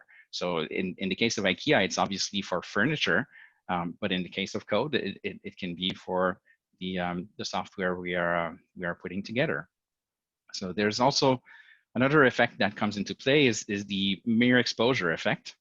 That's the one where people tend to develop a preference for things merely because they are familiar with them, and that's completely understandable. It's very natural. If I get to choose in between something that I know and I'm familiar with and something that I don't know and I'm not familiar with, chances are I'll choose the option where I know what I'm going to be dealing with. Another effect also coming into play is the Dunning-Kruger effect, and that's one where people with a low ability at a given task will overestimate their own ability. So basically, if you're not an expert familiar with the topic that you have to be working on, you're going to think that stuff is easier than it really is. And that is something that clearly applied to me when I figured I could put together the material for this presentation.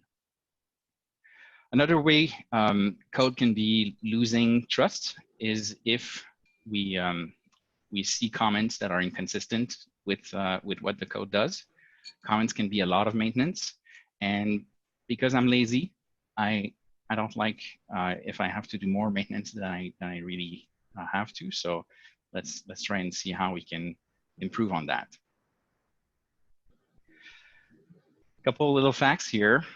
Robert C. Martin says, when looking at the amount of time we spend writing code and looking at the amount of time we spend reading code, turns out we're reading code for 10 times the amount of time we spend time writing code. So if we are writing code for an hour, we're bound to be reading code for 10 hours. If we're writing code for 10 hours, we're bound to be reading code for 100 hours. That's a chunk of time. Also, let's look at what we have on the right. Basically, just looking into how we learn languages, generally speaking.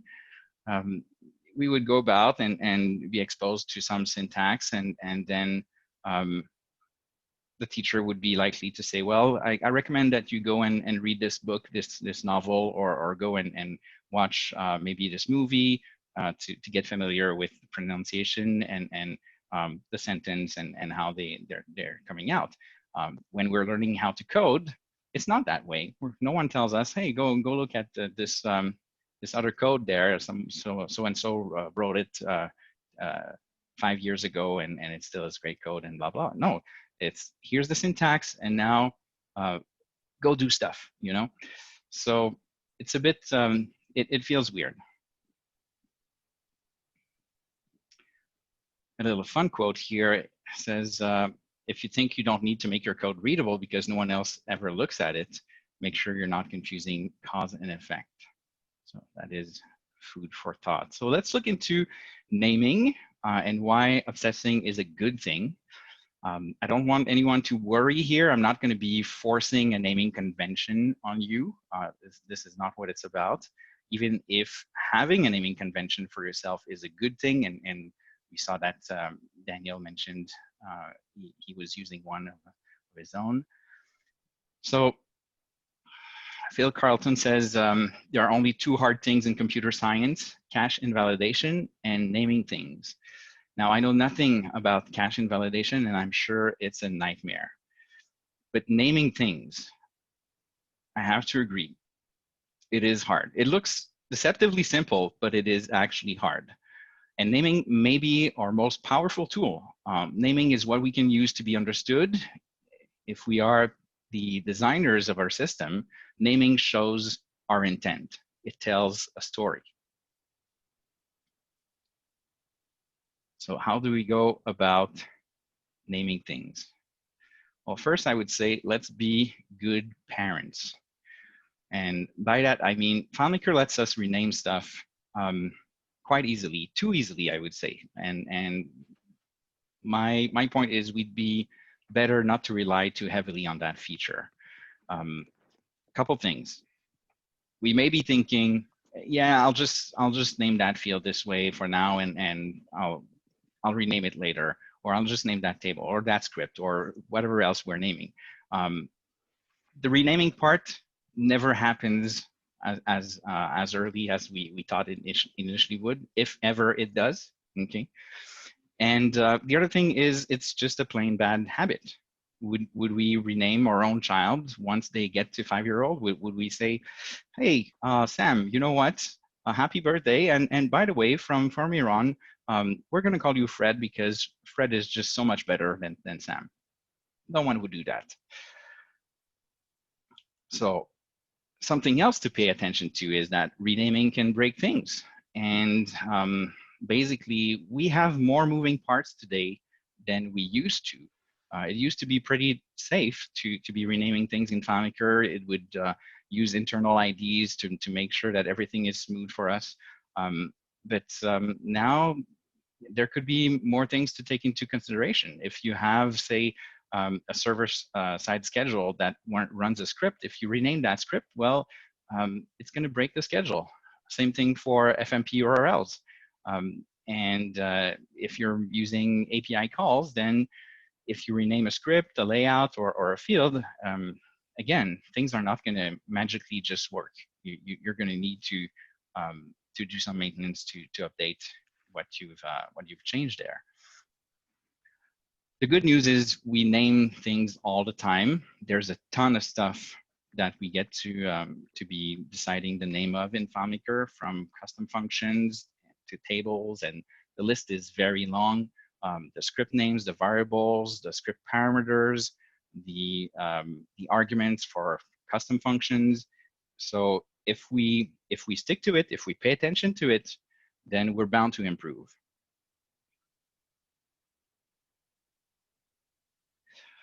What a name is not. A name is not an abbreviation. So I know that drop downs are pretty narrow in FileMaker, and sometimes we wish it would be otherwise. But all in all, I would say let's avoid abbreviations. Okay, they require way too much context to be understood. If we take a single word and we ask 5 or 10 people how they would abbreviate it, chances are we're going to end up with 5 or 10 distinct answers. Now, flip that around, take the abbreviation and ask 5 or 10 people what the abbreviation stands for. You may be getting more answers than there are people answering. So abbreviations also, they're not going to save you time. If you think you're going to be saving time because it's less keystrokes on the keyboard, that's not a good place to look to be saving time. A name is also not a shorthand or an acronym. Okay, I came into a system once where the developer before me thought it would be a good thing to create a bunch of custom functions, and I came across a custom function that would be called GSP. And then I'd have to look and go see, okay, what is this doing? And turns out it was just get script parameter, you know. So he was basically renaming a native function just because he wanted to type fewer keystrokes on the keyboard. So there's, I mean, today FileMaker is helping us a lot with IntelliSense in the product. It may not be coming to play everywhere, but there's a ton of software out there that will expand your keystrokes to pretty much anything you want to expand it in. So if that's what you want, go get that. Don't name your things in a way that is just a shorthand. A name is also not part of an arbitrary series. Okay, so I was saying I like being lazy. Here's some example of bad lazy. Okay, when you have some scripts that are just named script 1, 2, 3, or XYZ new, XYZ old, XYZ new 2, those are telling you, please, we need some love, okay? Because we've been left to the side for too long. A name should be pronounceable, and it should be easy to search for using your preferred DDR tool. Now let's look at some examples. So on the bad side, mostly variables. So $PC, $prodcat, I'm not going to try to pronounce that. $D with a comment that says elapsed time in days, GSP that I just talked about, and then if pattern count, something, something. So what could we be replacing this with? So let's say PC product category. That's more readable. I mean, to decipher that PC was standing for product category, you would have had to look into a lot of what's the context where it's being used. Let it be a calculation or let it be a script. You'd have to read a bunch of things. If we just spell it out, it's that much easier. It's more readable. Now that I've said that PC stands for product category, I'm sure that when you look at prodcat, you know now that it stands for product catalog, right? Because it could only be expanded into one thing. If I'm thinking of this, then everyone else will be thinking the same that I am. Well, it doesn't work like that. Maybe the Borg think like that, but in between us, there's no connected hive. So and the next one that I didn't want to pronounce, would anyone have guessed that it stood for filtered student names? I don't think so. I would bet so. So here, D with elapsed time in days. Well, if we just name it this way, it's going to be more readable right there, because we can be saying, well, the comment is there, it's more readable. Well, yes, but at the same time, are we going to put the comment everywhere we use the variable? Because if we're not, then we're asking the reader somewhere to be hunting for that information. And if we are, then we might as well just spell it out. So get script parameter I mentioned already. And for the last one is not really about naming, because those are native functions. We don't get to name what is there, but we could create a custom function for that, as long as it's not PCGAV.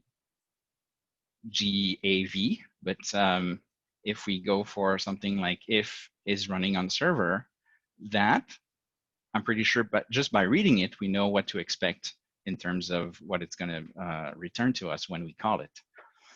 So those are a couple of our examples. Basic recommendations. So for Booleans, let's try to have a name that will start with is or has, like is paid. For anything that would be an array or a list, make sure that we use plural. For functions and script, try to use a verb and a target.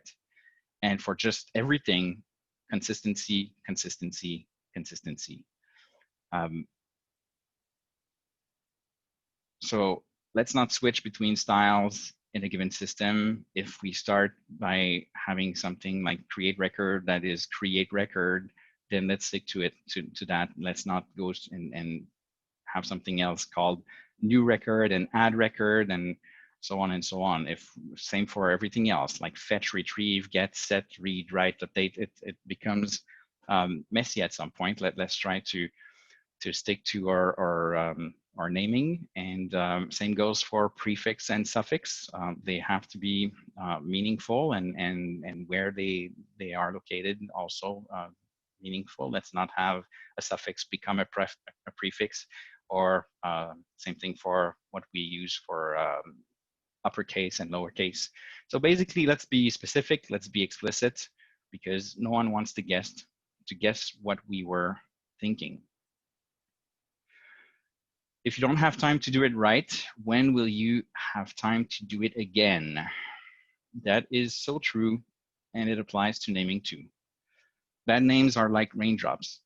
A single one is not going to ruin your day, but you never receive a single raindrop. The first one you see tells you there's more to come.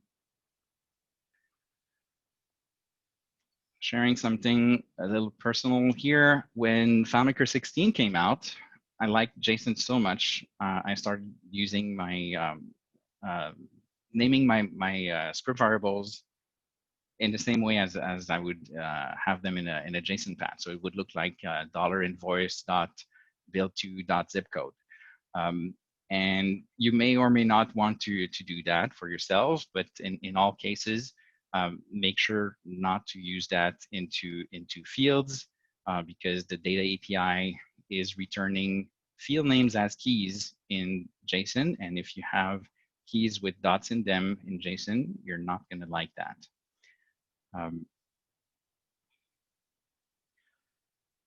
Now, a couple more tools. We have a little saying down there that says, if all you have is a hammer, everything will look like a nail. And in our case, the hammer I'm speaking about is really comments. So let's see what we could use aside from comments that will help us improve how readable our code is. Good code is like a good joke. It needs no explanation, something great to aim for. So first tool we can use is avoiding magic numbers. What's a magic number? Well, let's look at this here. Let's say we have a loop, and then we say, okay, we're going to exit if the counter is greater than 52, and then do some stuff, and then increment the counter. 52 what? Okay. Well, we could just see that we specifically mention what our 52 is going to stand for. So if we do this instead, we set a variable, we say week count equals 52, and then we loop on that. Right away, we know that we're looping on weeks, you know. Same thing. If we say, well, 52 actually is 52 cards, okay, we could be looking at the same loop. We just switch the variable, and now we know that we're dealing with cards. So all in all, not everything is going to be a magic number. If you have like 0 or 1, or how many hours in a day, minutes in an hour, that kind of stuff is commonplace, and you don't want to call a variable that says hours in a day and then put 24 in there. Or like rounding that to 2 decimals, or anything with percentages that would have to do with 100. But for other things, try to make them more explicit. There is one example I came across online that really got me to understand this a bit better. And there were 2 functions, both of them using the number 151. And one was called, have I caught them all? And the other one was called, how many more do I have to catch? And the reveal was that 151 was replaced for a variable called total Pokemon. And right there, I needed nothing else. That gave me the whole context. But just by themselves, 151 and the 2 function names, not a chance I would have guessed anything like that. Go easy on negation. So that slide here is all black instead of all white, and the contrast is shocking. And same thing when we read something that is written in the negative way by using not.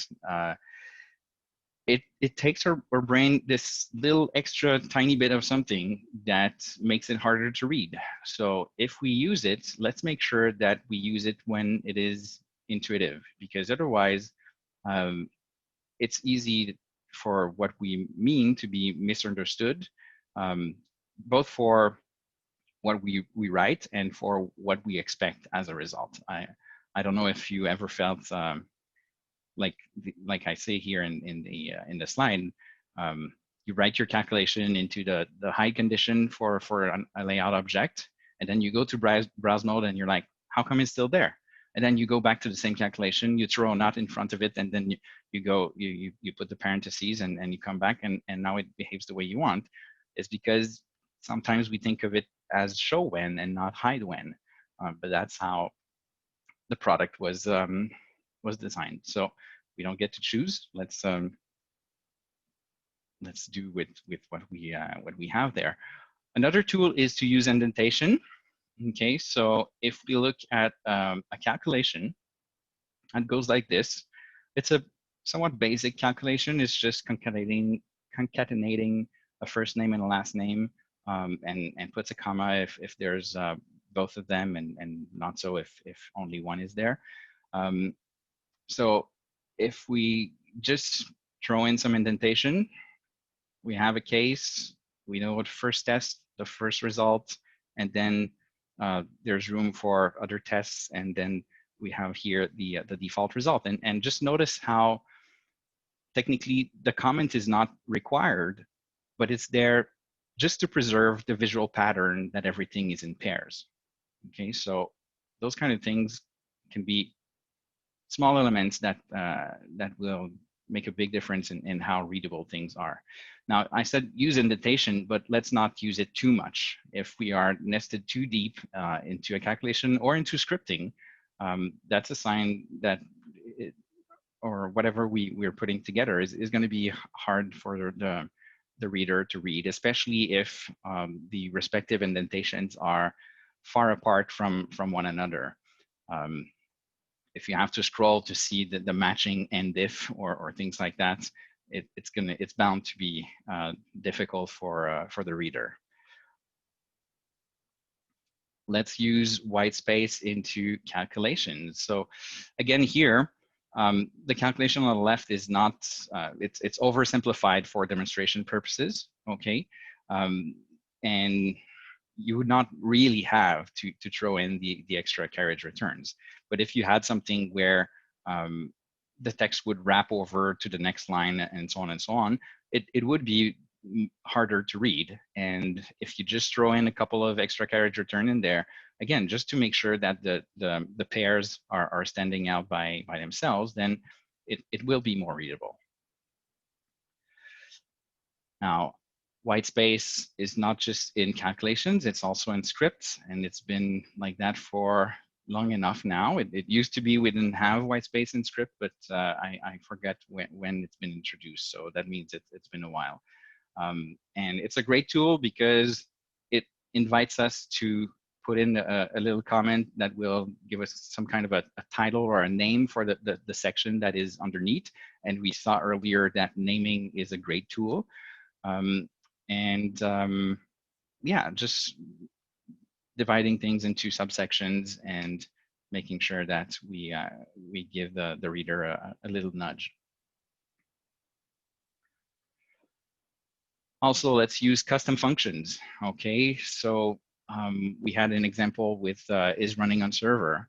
So custom functions are great because you can update them into a single place, and they will update everywhere you use them. And for that, they're dry. But what I want to really stress out is that we get to choose the name, and that is a powerful tool. It's telling us what is the intent.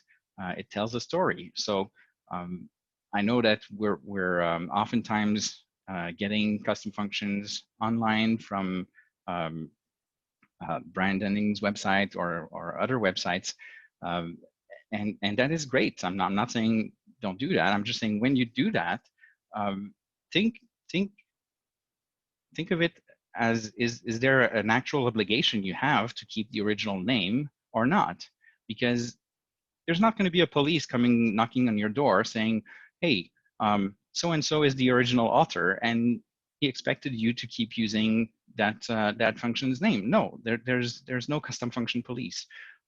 So of course, if you start renaming and we're talking about a very popular custom function that people are using a lot in the community, and you want to be reusing some code that calls that function, every time you copy paste that code into your code, things are going to break because it's not called the same way. So just make sure that you see what are the pros and cons about renaming a custom function, but by all means, there's no obligation to stick with the original name the author gave. Also, let's use let statements.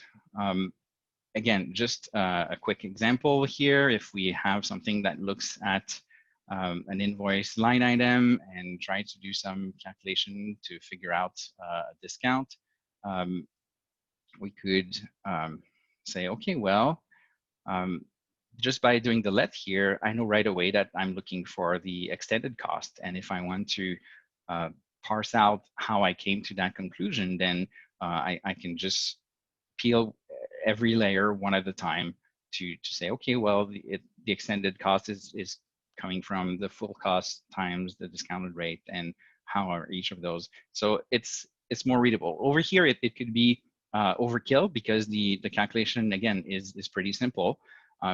But it could be that the requirements will change, and if all of a sudden we have to figure out what's the largest discount out of a product discount, a customer discount, a coupon, and a general sale, then using the let will be easier to read.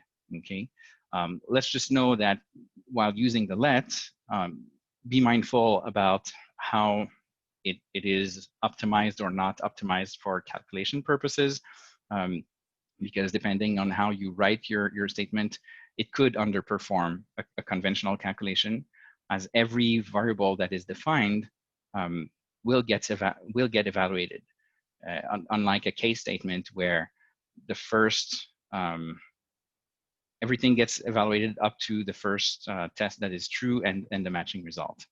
So, and again, just the same, a let could outperform a conventional calc if that calc is calling on something like an unstored calc that is expensive to come up with the result, and it calls on that twice or more than once, then the let will be more performant. So, but all in all, the let is more readable in all cases, regardless of the performance. Another tool that we can use, avoiding null values in our calls, and I would say even avoiding values in our calls altogether. So what does this apply to? Well, mostly to things that, to calls that are position based, and we see that in functions, we see that in plugin functions mostly, because the one in FileMaker, usually we're somewhat familiar with them. And also in script parameters, where people choose to send the script parameters by position rather than with a name pair dictionary of some kind. So let's look at an example here. If we have something that says we have a send mail call, and this is done with a plugin. Now, if I say, Sam, could you add a BCC, please? Well, just by looking at the call, there's no way to know where the BCC goes. Whereas if we rewrite this and we do this instead, well, it is spelled out. There's nothing that I could misinterpret or any such thing. And if I'm told, please add the BCC, I just need to make sure that the variable is having the right value in it before the call is made, and nothing else. I don't even need to rewrite anything about the send mail itself. Same thing if we're talking about a script where we say we want to add a phone to a contact. Okay, we could have a script that says, okay, we're going to send in an ID and then something, and then the text that says cell and a phone number.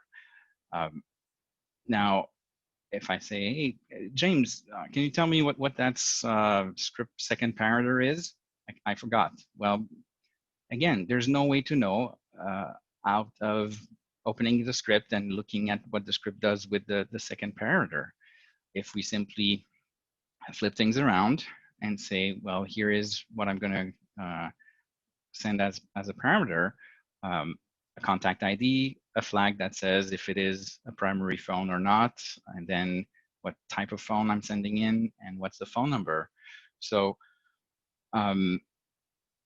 again, I'm not suggesting that you send your script parameters with carriage return delimited list, but just for the example, like having things spelled out is going to be more readable than if the reader has to figure out what's like the fill in the blanks kind of game, or even not the blanks. If you have a value, but the value is not meaningful to you as in terms of how the script is going to use it, then using a variable is likely a good tool to use to make that more readable. And also, let's avoid perform find restore, because basically when we look at a script, it's asking the reader to open up a dialogue, and chances are they're going to skip over, they're going to try to guess what it does, or they're not, but they're going to spend more time clicking through dialogues than getting to what they're actually supposed to get. So let's not use the restore function for performing finds. Let's spell things out like the rest. We could throw in the required script steps, so set field, new record, or whatever else, just so it's more readable. And again, about script parameters, let's make sure that in our script, we are initializing early. Okay, we don't want to have something where in the script on row 56 or something like that, then we start parsing out the script parameter with a get script parameter function, because if we do that, what we can bet on is that someone is going to call the script and not even see that the script is expecting a parameter, and then call the script without sending in the parameter, and then whatever happens. So let's make sure that into the header part of our script, we're somewhat explicit in terms of what the script is expecting to receive for parameters. Some people will use the script name to achieve that same result, and at that point it looks kind of like a function, and it is a function if we think of it, because it receives an input and it gives back a result or an output. I tend to shy away from that just because the script names do have a limitation on the length. I think it's 100 characters. But if you want to use that, by all means, feel free to do so. So here's a quote that is well known. It says, always code as if the guy who ends up maintaining your code will be a violent psychopath who knows where you live. So no one wants to get harmed in any way, but this is not what I want to stress out about this quote. What I want to put into the spotlight is the fact that this quote was originally that quote. It said code for readability, and it's also from 1991, not from 2012, not from 2005 or 2000, from 1991. So it says readability is a concern. It's been a concern. It will remain a concern. Let's just pay attention to what we're doing in there. Joel Spolsky says it's harder to read code than to write it, and that is a very simple way to put things. And I like that statement for the simplicity. It ties back to our other quote where we said any fool can write code that a computer can understand, but good programmers will write code that humans can understand. And Joel knows quite a few things about coding. He is the founder of Trello and also the co-founder of Stack Overflow. So general rules and recap. So basically, let's explain our magic tricks. Secrets are not welcome. There are no bonus points for being sneaky, clever, fitting all our code in a single line. It's not about saving keystrokes. That's not going to save us time. It will cost more time. And good naming is more than half the battle. Let's avoid magic numbers, use white space and indentation without nesting too much. Custom functions and let's make statements are our friend. We should avoid values in our calls and never make the reader guess. And finally, we should spell things out for both find requests and variable initialization. By the end of all this, you should have your own writing style. Your own does not mean unique. It means you're now familiar with that style, and everything you write will flow that way. If a reader looks at your code, at some point, what comes next in your code will be predictable because of the trends and patterns it follows. The way things are will become what the reader expects. And that is when you can say mission accomplished. Now about comments. Again, something very deceptive. Ron Jeffries says, code never lies, comments sometimes do. Code can only do what we tell it to do. Comments are not for the computer, they're for us. They drive nothing about our code. Every time we write a comment, if it is about what the code does, if the code is updated, then our comment is at risk of being outdated. Again, if the comment is about what the code does, if the code is updated, our comment is at risk of being outdated. Comments that tell you what the code does are heavy maintenance. And I don't like to do more maintenance than I really need to do. So comments, let's see what it is we're given in FileMaker. We have field comments, script comments. Let's just be aware that multiple line comments are not handled the same way on both platforms. I think on Mac, they're shown in full, and on Windows, I think they are truncated. Not truncated as in disappearing, but truncated as in you need to click on the comment to get the full version. We also have end-of-line comments, block comments, and notes that we can put in the relationship graph. So good comments would tell us why and not so much how the code works.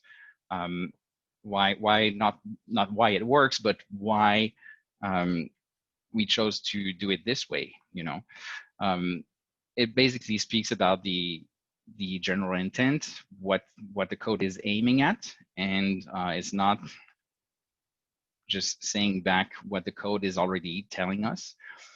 And for variables, for instance, a comment could let us know about things that we can put into the variable, and that would be valid. So valid entries in a list or a range, unit of measure, if that is not itself part of the name. Comments can be informative. They can also be warnings. For instance, if someone else debugs your code, you could write something, this perform script on server will run for 5 minutes, and that's normal. You know, there's no way someone would get to know just by looking at the code for how long to expect the perform script on server step to be running. So that comment really is something that they cannot get any other way. Comments can also be to-dos, and those are temporary by nature, unless you believe nothing is as permanent as the temporary, and it tends to be. So make sure that if you write to-dos, that someone will come back and implement them and remove the comment. Code can't explain why the program is being written and the rationale for choosing this or that method. Code cannot discuss the reasons certain alternative approaches were taken. So those are great things to use comments for. And here we see that incorrect documentation is often worse than no documentation. And that is not only because being misled is a complete waste of time, but more importantly, because it erodes the trust relationship we have with the code. Everything is about trust. Helpful gadgets. So I don't know if you like gadgets, but I'm thinking if it's good for Batman, it must be good for me too. So I'd recommend packing these on your adventure. MBS is the Monkey Bread software FileMaker plugin. The plugin is cross-platform, and what I'm describing here is only available on the Mac. The plugin is a paid plugin, but what I'm describing here is available for free in the free version of the plugin. So it lets you check for variable declarations and warns when a variable is unknown. It can let you customize the syntax colorization. If and if loop and end loop are highlight for you when you select one, the other one is going to be highlighted so that you can easily from a glance know where they stand from each other. You can do find and replace in a calc, highlight pattern in script steps, search box for relationship graph, custom font for calcs and scripts. And I think just recently also was introduced a feature when if you're in a calc dialog and you put your cursor on a parentheses, it's going to highlight the matching closing or opening parentheses. So this is really great. It saves me quite a few times for instance, about typos in variable names. So I can't live without it. Text expanding utility. Here's a few of them. Okay, so ATEX, text expander, and typinator. I think ATEX is like $5, so there's no reason not to have one, not to use one. If you are working on both Mac and PC, look for something that works across platforms, because you're not going to want to convert your little text expansion from one tool to the next. And also snippets holder. So I myself happen to be using Clip Manager, but there are other options there also available. And one extra thing is MonoDraw. It is also a Mac-only application. And think of it as Visio meeting ASCII art. Basically, it's going to use characters to draw the shapes, but the shapes are just like in Visio. If you start dragging things around, the connectors will remain connected and everything. It's not the prettiest thing you'll get to see, but you can actually use that and paste it into a note on your relationship graph. And in the relationship graph, you get to choose the font to be used for to display, and if you use a monospaced font, then it will output the workflow that you had in the tool. So parting notes, there are only two kinds of programming languages, those people always bitch about and those nobody uses. And this is simply to say, if you think the problem is coming from FileMaker, think again. Your code won't be more readable if you write it in another language. If you feel like it is this way, then the problem may be behind the keyboard. And also a nice parody, if you Google for how to write unmaintainable code, you will come across this document here. It is a bit of a lengthy read, but it is a great read, and it is actually inspiring if you take the statements in there, not to implement them as is, obviously, but if you flip them around, then you have a great set of guidelines on how to improve your code and the maintenance of it and the readability. All right, so I guess I don't have much more to say other than now we should all go and write code that others will trust. And I'll open up to a discussion if we still have some time. I'm going to start with writing code that I trust. Mm-hmm. So, does anybody have any questions? I just put it in the chat, but I want to make note that if you rename a custom function and it's a recursion calling itself, you have to be really, really careful that you also rename where you call itself. Mm-hmm. Thanks for pointing that out. Yeah, we get so used to FileMaker updating things. When we change a name, change a field name, it changes in all the scripts, changes, so we get so used to that we sometimes forget that there's some places that don't update automatically, and so we need to be aware of the places that do and don't. So I'm just browsing through the chat, and I see Jonathan Fletcher asking how I would handle the sorts. Well, basically, there's no way to define a sort that is defined like without the dialogue. Okay, so I don't think I said I do not like the steps that use the restore, but so perform find is one where we get to do things in a different way.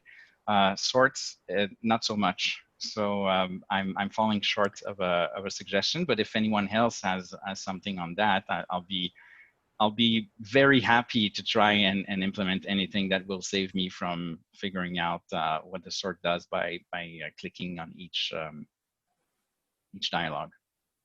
Yeah, I like Beverly's idea, putting a comment that lists the fields in sort order in the fields in sort order. Mm-hmm. So that works. Mm-hmm. And I see Martin said how to avoid the find restore. So basically, if we do not set the restore options, okay, and we say enter find mode, and then our next steps are steps that are simply mimicking what a user would do in find mode, then the script is more readable, and it works just as well. You know, you can say enter find mode, set field, set field, set field, create new record, omit this and that, and it's gonna go through, and you're not gonna have to click on the perform find to figure out what was the request about. So I don't know, Martin, if I'm answering that correctly, or if I'm still You not did. That was quite helpful. clear. Okay. That's Beverly also said something along those lines. And one thing that I think I know, but I want to make sure I'm right. Set field does not require that you be on a layout that has that field on it, correct? You're correct. Set field does not require that the field object be on the layout. I learned something then. Good. Yes. And basically the script steps that do require things to be on the layout usually are the ones that are insert, okay, because they do mimic pretty heavily what the user does, like with the mouse and things. And if the object is not on the layout, then it's going to throw an error. I think unless you're using variables, because now a good number of them have been revamped with an option to insert not into a field object but into a variable. But if you're targeting a field object, usually the insert command requires that object to be on the layout. In my scripts, I sometimes will run an option to go to a layout that has the field on the layout, so that when I'm debugging, I can see that it gets set correctly. Because if it's an invisible field and you go to set it, sometimes you don't notice, it might be in the data viewer, but sometimes it's easier when you're just looking at the layouts that you see that the field gets set correctly. Mm-hmm. Oh, there's a good number of occasions where we had to do things that were not necessarily the way we would have wanted, but it used to be not everyone would have Pro Advanced, so sometimes you'd be called to do some debugging on someone else's workstation, and turns out showing a field on the layout or throwing an extra show custom dialog that tells you, okay, here is what I got into that field. Those you'd comment them out after you're done, but you have to do what you have to do, to get the job done. Another thing I do is I have a temporary window creation script that if I'm logged in, it puts the window in the middle of the screen. But if I'm not logged in, it puts the window off the screen for invisible actions on a separate layout. So that when I'm watching it happen, I get to see what it's doing. So. Yeah. So, all right. Alan, you said that you could take what little time we have left and turn it productive. So you want to take a few minutes and tell us what you got? Will do. Yeah, I can make it quick. There's no problem at all. Okay. We're also going to put these details. He's got some details. We're going to stick that in the show notes and send them out to everybody too. Okay. Can you see my screen? Not yet.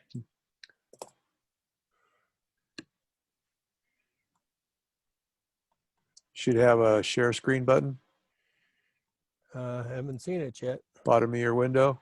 Sometimes you have to scroll over it. Do you have to make him the host? No, I've got multiple. Anybody can share. I've got it set to multiple. I'm not seeing it, Jonathan. Oh, the bottom of your window? Right in the middle? Oh, okay. There we go. Okay. Now,